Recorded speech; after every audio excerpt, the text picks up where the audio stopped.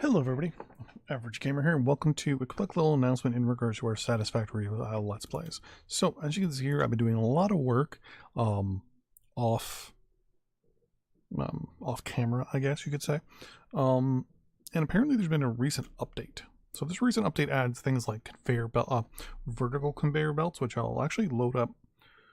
Actually, no, I won't be able to load up the experimental version, but it changes a lot of the way pretty much conveyors are working. Now, when I say that, I mean, so for example, if you wanted, no, I hope they work on that. So what they've done is they've created basically a vertical conveyor system. I'm trying to remember what they're called, but basically the conveyor goes in and it lifts it up, the conveyor lift.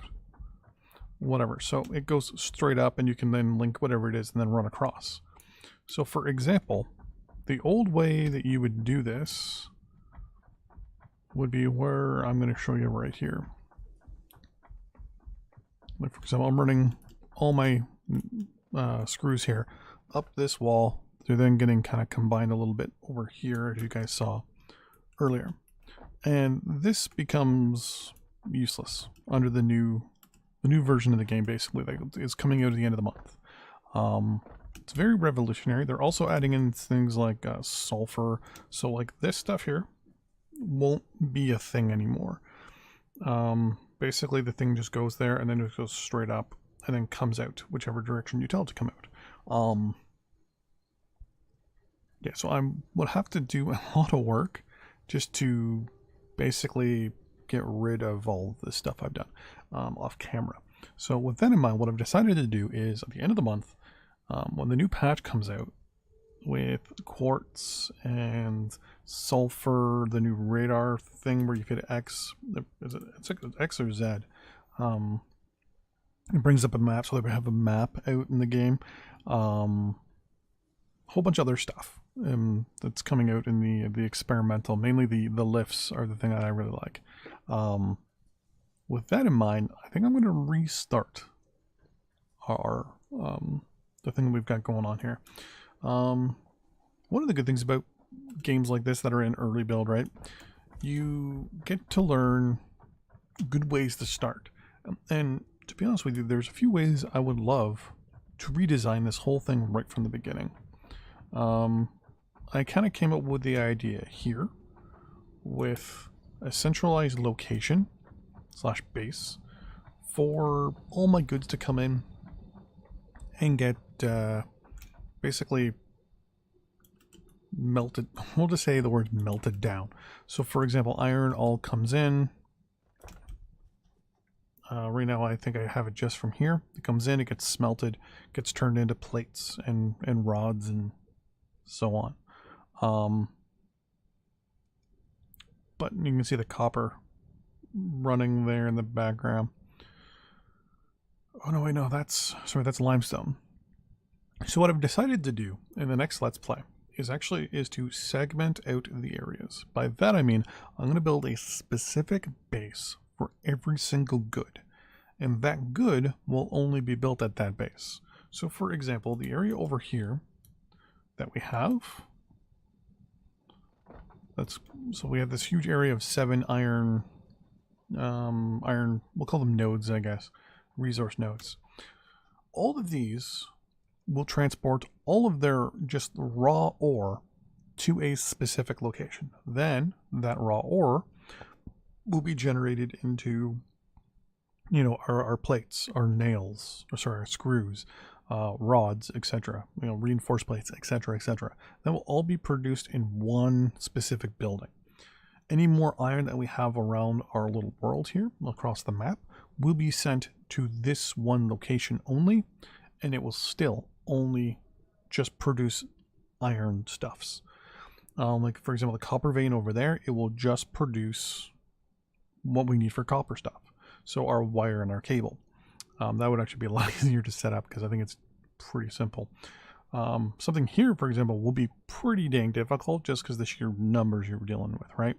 So initially what I'm going to do is I'm going to start with these 2 spots up here and build off into the sunset that way. And we'll build a massive, basically just an iron smeltery, where it just smelts the iron on one floor, sends everything up to the second floor where it then produces whatever it is that we're going to need. So for example, on the first floor, we'll have our 2 iron coming in. We'll have our, I think it's a 1-for-1 pretty much at the beginning. So we'll have two smelteries. Then we'll have the conveyors that lift up the second floor. And basically the building will go like this, almost like a constant, like a ladder basically. Not a ladder, but it'll kind of go from here to the smelteries. That'll go up across to where it gets turned into plates and rods. If, for example, on the next floor, plates are stored and rods will be turned into screws, but they'll also be stored into rods as well. Then on the next floor up is where we'll do our modular frames, our rotors, and our reinforced plates. Boom, we're done. Iron is completely encased in, no pun intended, in one specific building. Over here, on this building over here, is where we would have the ore coming out of the ground, or the copper ore coming out of the ground, basically getting smelted, immediately turned into wire and cable, and we're done there. There are other locations over here, for example, that have a lot of iron in it, so the chance of shipping the iron over using trucks. We have the coal over there. We're going to have a centralized power location, whether it be over there or down by the lake. My idea is to also centralize our thing here.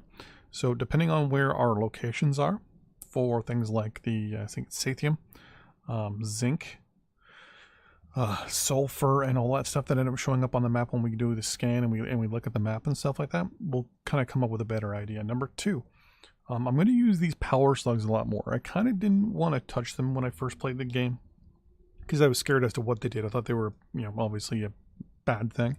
Later on, obviously, I found out that you break them down, turn them into basically overclocking mechanisms. I think there's 3 colors: purple, yellow, and green. Our plan is to obviously find all of them and overclock the bejeebus out of everything. That is a long-term plan. Overall, I want to have multiple bases around our map. I keep saying around our world, but it's really around the map. It's not really a world, right? It's like some sort of floating island thing. But I want to have modular buildings all over the place where every building has a distinct and specific thing that it does, and it only does that.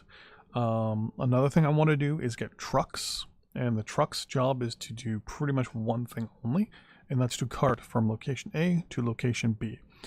Problem there is going to be fueling them and how to get the fuel to all the different locations, and the only way I can figure that out is by having one central location that will then basically get everything and send everything out. So for example, a central logistics center. So it wouldn't be quite an actual like a base, but it would be a logistics center, a center of basically where everything can kind of go and then go from or go to. Now the problem with that is later we couldn't do anything like that until later on. The main reason for that is filtering, right? You have to filter out certain things to go certain directions.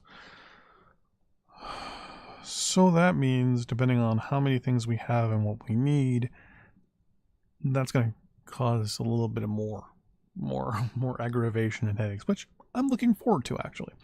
Some people just create one massive factory and just ship everything to that one factory and then basically work on it. Another idea is to have, since we don't have access to the map yet, the other idea I have is to build an actual base in the center of the map, wherever that may be. And whether that's like, I don't know, over there or over there or over there, I'm thinking it's in this general direction. And the plan is everything will be created in its own area, whether it's, reinforced plates, modular frames, and rotors over here, wires and cable over there. I don't know, we'll say steel at the other location there. The plan will be to send everything to that location in the center and have a massive amount of storage for it. Whether that be via conveyors, trucks, whatever. I'm thinking mostly conveyors due to the fact that you have to make them, you have to think about where you're putting them, and two, trucks can't go everywhere. So I think that's a good thing where trucks, we limit ourselves to not being able to use trucks. I feel like trucks are going to be really easy to move things from A to B. I mean, I'm already using them within this base here. And to be honest, it's actually not that hard. Once you get a good method of getting coal, or later on, obviously we already have access to oil, getting oil to a central location to then use for fuel for vehicles, you're laughing, right? So I might cap myself in regards to trucks. Maybe use them only to transport specific goods. They can only be, say, for example, finished goods. So, for example, rotors, and reinforced plates and modular frames and heavy modular frames, because I think that's an iron only thing as well. Those can only be transported out of this base to the copper base, which obviously only has the two things that actually use just copper, which is wire and cable, and have them sent to a central location.